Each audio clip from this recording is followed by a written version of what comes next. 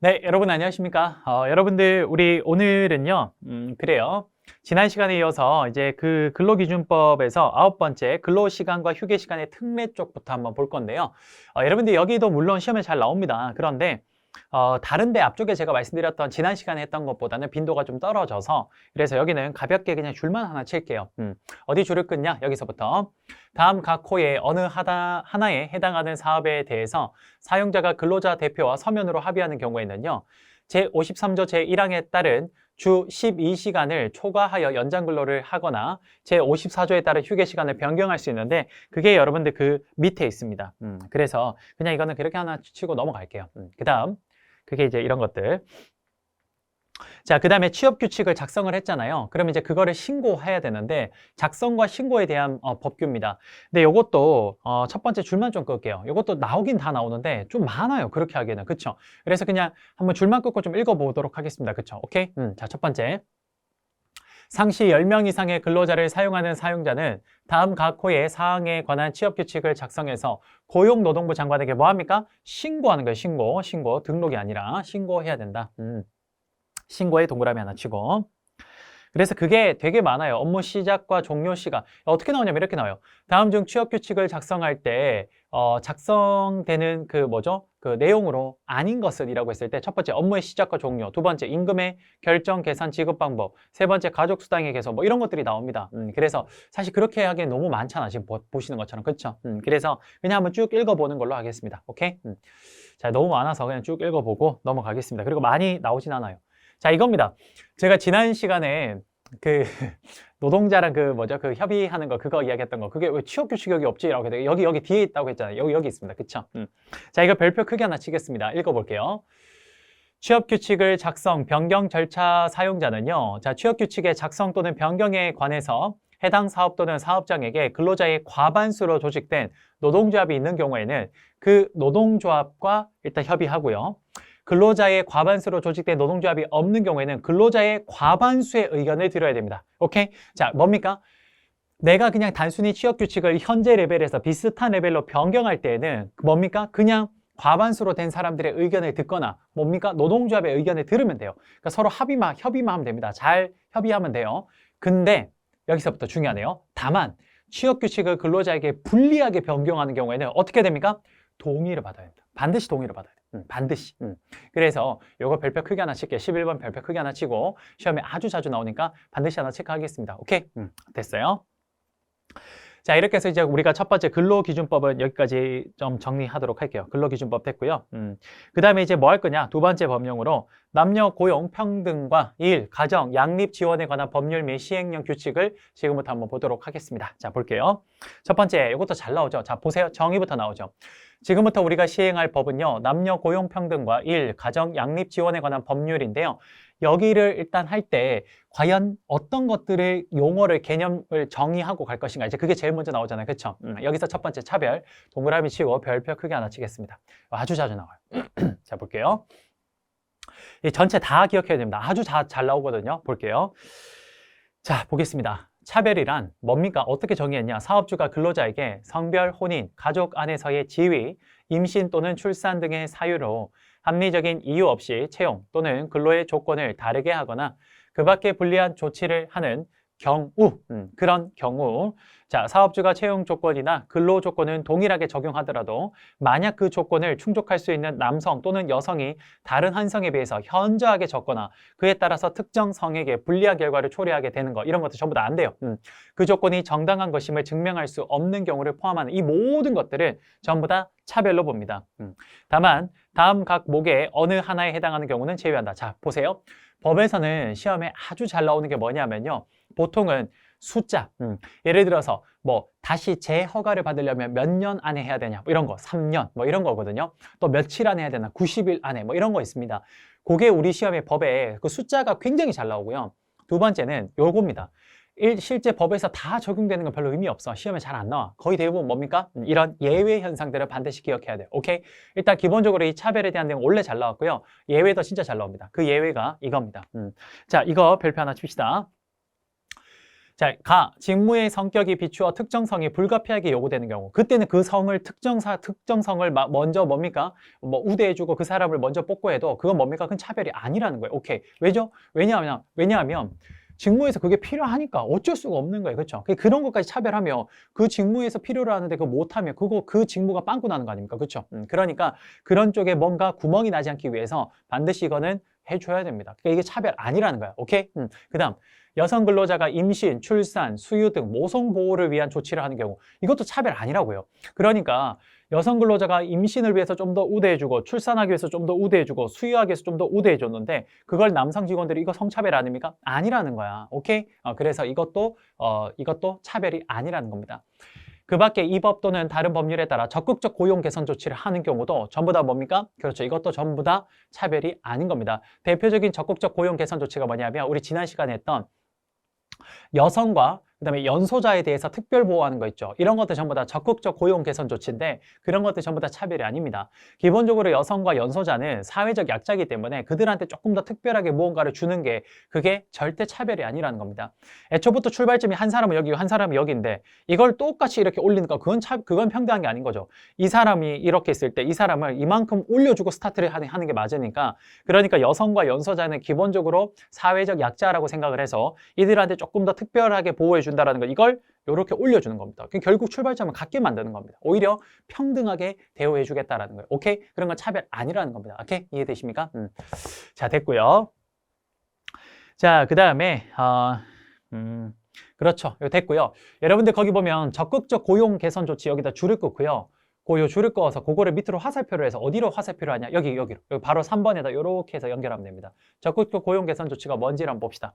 거기 보면 현존하는 남녀 간의 고용차별을 없애거나 고용평등을 촉진하기 위해서 잠정적으로 특정한 성을 우대하는 조치입니다. 아까 이야기했던 연소자나 여성을 특별 보호하는 거 그런 것들 전부 다 적극적 고용 개선 조치에 해당되는 거예요. 오케이? 됐습니다. 자, 그 다음 여기 나오네. 그렇죠? 자, 여러분들 여기다 하나 끄읍시다. 근로자 여기서 지금 보세요. 남녀 고용 평등과 일, 가정, 양립 지원에 관한 법률 및 시행규칙이 있는데 여기서 또 근로자를 어떻게 정의하는지 봅시다. 여기 근로자는 뭡니까? 사업주에게 고용된 사람과 취업할 의사를 가진 사람까지 다 하는 거네요. 그렇죠? 제가 뭐라 그랬습니까? 그렇죠. 직업 능력 개발 거기에 나오는 근로자랑 똑같네요. 그렇죠? 그러니까 요거는 뭡니까? 오케이. 남녀 고용 평등에 관련된 법률은요. 기본적으로 회사에 다니는 사람과 앞으로 취업하고자 하는 사람까지도 함께 다 포괄하고 있는 굉장히 근로자를 포괄적으로 보고 있는 법령입니다. 이해되십니까? 당연하죠.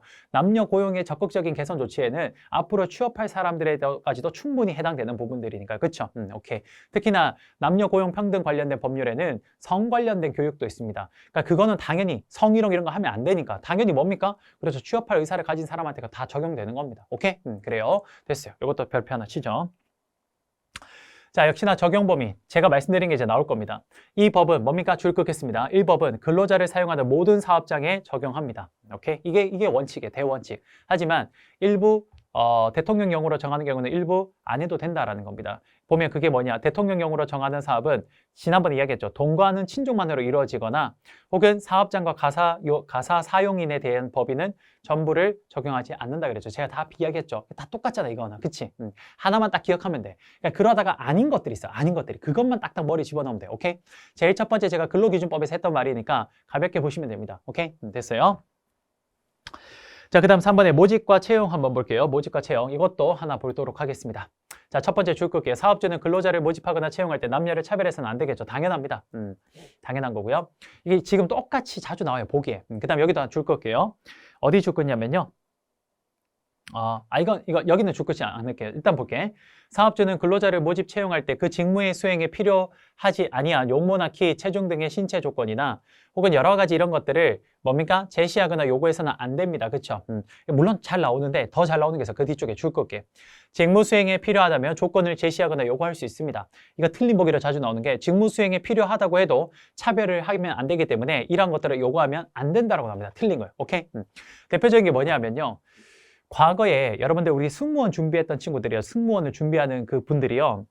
그 키 제한을 옛날에 했던 것들을 그거를 이제 그 그 항공사에서 키 제한을 했습니다. 여성 그 승무원들의 그거 뭐죠? 키. 그러니까 요거를 뭐 몇 센치 이하는 아예 지원을 못하게 해놨어요. 그랬을 때 그 사람들이 승무원을 준비했던 사람들이 그 우리나라 이제 그 헌법소원인가 그걸 제기를 했습니다. 이게 불법 아니냐, 이게 인간의 기본적인 노동의 권리를 박탈하는 거다라고 해서 그 소송을 제기를 했는데 결국 승무원 준비생들이 졌어요. 왜냐? 자, 그게 바로 여기에 해당되는 거예요. 직무 수행이 필요하다면 조건을 제시하거나 요구할 수 있다고 합니다. 그게 왜 그러냐면요. 얼핏 봤을 때는 키를 제한을 하는 게 굉장히 불합리한 것처럼 보이잖아요. 근데 그게 대한항공이나 아시아나항공에서 나름 그거에 대한 해명을 했습니다. 왜 그렇게 생각을 하냐면 바로 비행기라는 곳은 그 갇혀진 공간 안에서 자칫 잘못했을 때 비행기가 큰 사고로 이어질 수 있는 거 아닙니까? 그렇죠? 추락하거나 하면. 그렇죠? 그랬을 때 여러분들 그 우리 비행기 가면 그 뭐죠? 그 저기 뭐야? 그 갑자기 뭐라 그러지? 갑자기 기억이 안 나지? 고객이 아니라 뭐야? 승객. 승객.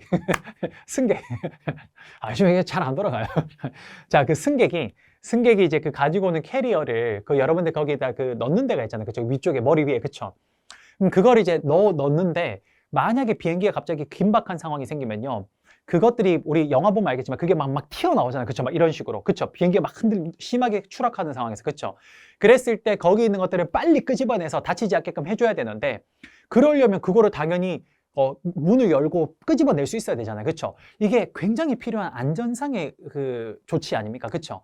근데 그게 키가 안 돼서 그걸 못 잡는다? 그건 사실 좀 문제가 되는 거 아닙니까? 그쵸? 그러니까 바로 이런 거야. 이럴 때는 어쩔 수 없이 그런 것들을 요구할 수밖에 없다라는 겁니다. 근데 그거는 절대 헌법상에서 이제 어떻게 판별을 했냐? 이런 직무 수행에 필요하다면 조건을 제시하거나 요구하는 게 이게 그 노동의 기본권을 침해하는 건 아니라는 거죠. 이해되십니까? 그래요. 바로 그런 겁니다. 오케이? 됐어요. 자, 요거 체크하나 하도록 하고. 그 다음에 임금 보도록 하겠습니다. 자, 남녀 고용 평등에서 임금은 어떻게 보는지 한번 보도록 할게요. 이것도 시험에 진짜 잘 나오죠. 자, 임금도 4번에 앞에 별표 크게 하나 치겠습니다. 이거 다 잘 나와요. 다 잘 나와요. 자, 이것도 한번 제가 쭉 읽어볼게요. 다 잘 나와서 줄은 안 끌게요. 다 똑같이 나옵니다. 자, 사업주는 동일한 사업 내 동일한 가치 노동에 대해서는 동일한 임금을 지급해야 됩니다. 이거 어떻게 나오냐면 동일한 사업 내 동일한 가치 노동에 대해서 다른 임금을 지급한다. 다 틀린 겁니다. 두 번째, 동일 가치 노동의 기준은 직무 수행에 요구되는 기술이나 노력이나 책임, 작업 조건 등으로 하고요. 사업주가 그 기준을 정할 때에는 노사협의회의 근로자를 대표하는 위원의 의견을 들어야 됩니다. 이것도 맞아요. 그 다음 마지막, 이것도 시험에 잘 나오죠. 1번과 3번이 제일 많이 나와요. 사업주가 임금 차별을 목적으로 설립한 별개의 사업은 별개의 사업으로 본다라고 하면 다 틀린 거예요. 동일한 사업으로 본다. 동일한 사업으로. 오케이? 그래서 정답이래. 1번, 2번, 3번은 진짜 자주 나오니까 반드시 하나 체크하겠습니다. 됐죠? 자, 그 다음 남녀고용평등법에서는 직장 내 성희롱도 나옵니다. 자, 볼게요. 우리가 영어로 harassment라고 하죠. 자, 볼게요. 다 잘 나오는데 잘 나오는 데를 한번 줄을 꺼보겠습니다. 어디냐? 여기입니다. 여기입니다. 자, 지울 것이 마요. 제1항 및 제2항에 따른 성희롱 예방 교육의 내용과 방법 및 횟수에 관해서는 대통령령으로 정하고 있는데 제일 잘 나오는 게 첫 번째 겁니다. 이게 틀린 보기도 진짜 자주 나와요. 자, 줄 거게요. 사업주는 법 제13조에 따라 직장 내 성희롱 예방을 위한 교육을 얼마? 연 1회입니다. 자, 이거 연 1회 이상 하는 건데 틀린 보기로 자주 나오는 게 분기별 1회 혹은 연 2회 이렇게 나오거든요. 다 틀린 거예요. 1년에 한 번 이상 하면 되는 거예요. 1번 요거 별표 크게 하나 칠게요. 시험에 아주 자주 나오니까. 그 다음 쭉 한번 읽어보시고 여기도 줄을 끊겠습니다. 어디냐면 4번에. 오케이. 여기도 아주 잘 나오니까 줄 한번 꺼볼게요. 자, 줄 끊겠습니다. 일단 줄 끊지 말고 그냥 갈게요. 제2항 및 제3항에도 불구하고 다음 각 호의 어느 하나에 해당하는 사업의 사업주는 자, 제2항 제1호부터 제4호까지의 내용을 근로자가 알 수 있도록 여기서부터 줄을 끊겠습니다. 근로자가 알 수 있도록 교육자료 또는 홍보물을 게시하거나 배포하는 방법으로 직장 내 성희롱 예방 교육을 할 수 있다. 자, 무슨 말이냐?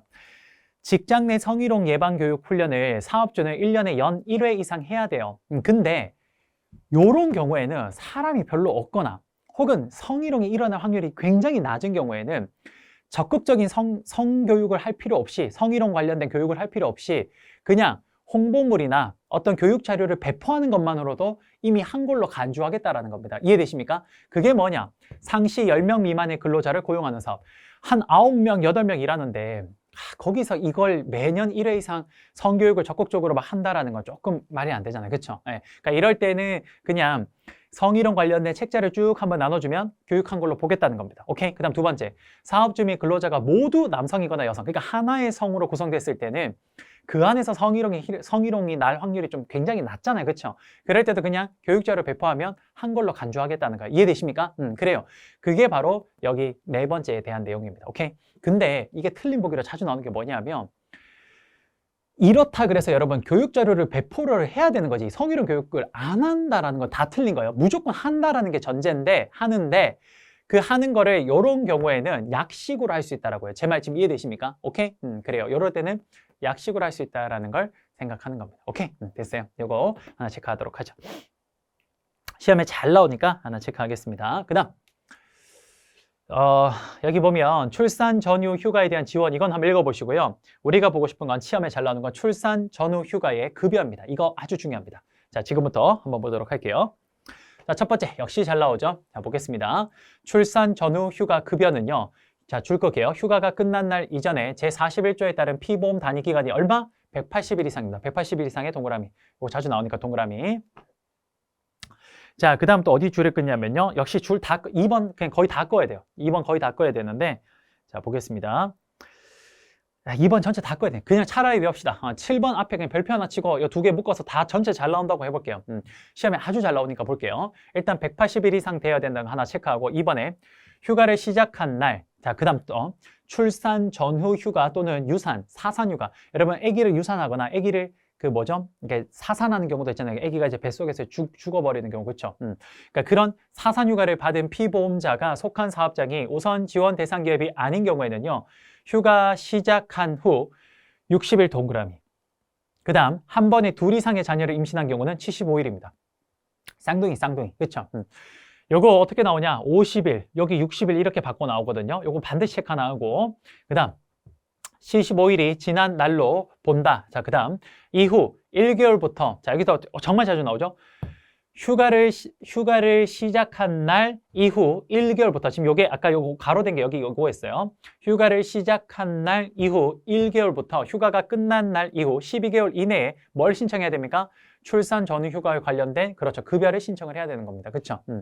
그래서 이게 되게 자주 나와요. 이게 1개월 동그라미 치고 12개월도 동그라미 치는 거예요. 오케이?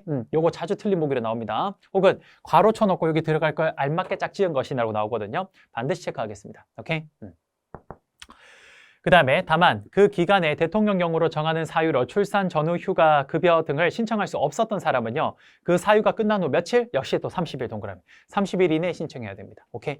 여기 진짜 자주 나오고요. 여기 있는 요 숫자들이 진짜 시험에 자주 나옵니다. 그러니까 다 체크 하나 할게요. 오케이? 180일, 그 다음에 60일, 75일, 그 다음에 1개월에서 12개월, 그 다음 여기 30일. 됐습니까? 오케이. 요거 하나 체크할게요. 자, 됐고요. 그 다음 이거는 출산 전후 휴가는 이건 본인에 해당되는 거고요. 배우자가 출산 휴가를 들어갈 수도 있잖아요. 그쵸? 그거 이제 배우자 출산 휴가 요거 한번 보기. 이것도 별표 하나 치고 잘 나옵니다. 첫 번째 줄 끌게요. 사업주는 근로자가 배우자의 출산을 이유로 휴가를 청구한 경우에는 며칠 줘야 됩니까? 그렇죠. 10일 동그라미 크게 치겠습니다. 이거 5일이라고 틀린 경우로 자주 나오거든요. 10일입니다. 10일 줘야 돼요. 오케이. 그 다음 또 틀린 보기로 자주 나오는 게 배우자 출산 휴가 때는요. 휴가 기간에는 무급으로 한다? 아닙니다. 다 돈 받아요. 유급입니다. 유급. 오케이. 유급. 자, 그 다음 2번 읽어보시고 3번 역시 줄긋겠습니다. 배우자 출산 휴가는 근로자의 배우자가 출산한 날로부터 며칠 지나면 청구할 수 없어요? 90일입니다. 90일. 즉 약 한 3개월이 넘어가면 하고 싶어도 못합니다. 그 안에 신청해야 되는 거예요. 오케이? 그래서 이것도 90일 동그라미. 그 다음 한 번 더. 이것도 자주 나옵니다. 배우자 출산 휴가는 한 번에 한해서 나누어 사용할 수도 있습니다. 오케이? 그래서 4번도 별표 하나 칠게요. 됐죠? 자, 요거 시험에 잘 나오는 것들입니다. 꼭 기억할게요.